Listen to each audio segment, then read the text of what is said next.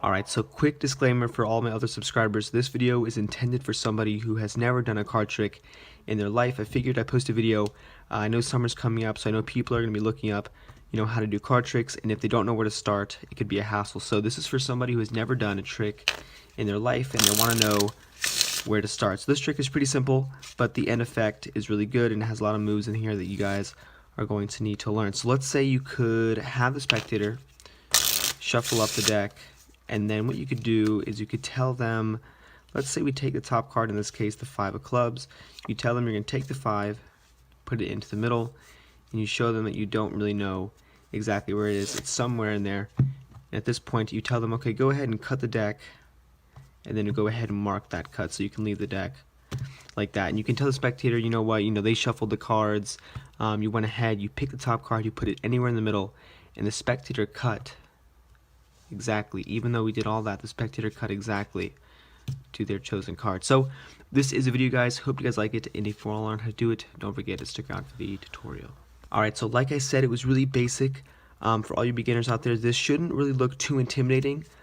This move is only made up of really two sleights, and they're pretty easy, and you can use these in a lot of different tricks. So to begin, the first thing you want to do is you could have the spectator shuffle up a borrowed deck or anything.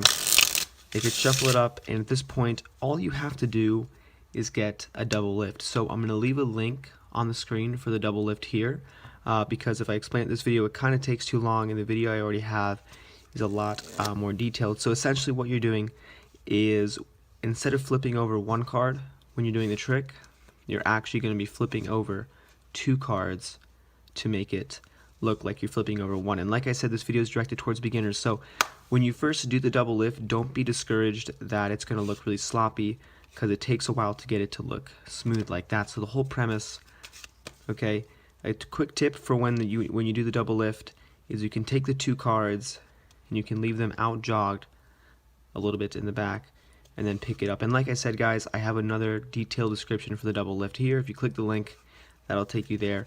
And now once you do the double lift, you can take it and take their card, in this case the jack of diamonds.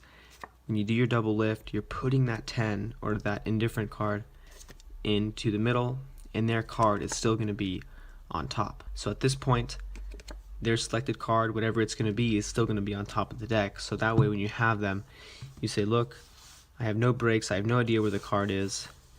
And what you want to do is, if you know how to shuffle cards, you can keep that selected card on top by ending the riffle with your right hand. So that's a little bit more advanced, even though it's kind of beginner just for you guys. The whole thing here is the card stays on top, and then what you do is when you cut the cards, you're going to tell the spectator, okay, cut the cards anywhere you like. You move the card pack over to the right, or whatever the spectator does. You take the bottom half of the packet and you tilt it, and you put it on top of the other packet, and the top card is going to be right there. So that's kind of how the trick works. And then when you place the bottom packet on top of the top, you kind of misdirect them, and you kind of go over or recap the trick. This way the spectator kind of has time to forget about the placement of these decks. So if you kind of misdirect them, talk to them a little bit about how they shuffled the deck, how you place the card in the middle and then shuffled the cards again, they're going to kind of forget that this here is the top card. And if you do it convincingly, they're not going to guess it, second guess it anyway. So that is pretty much the trick.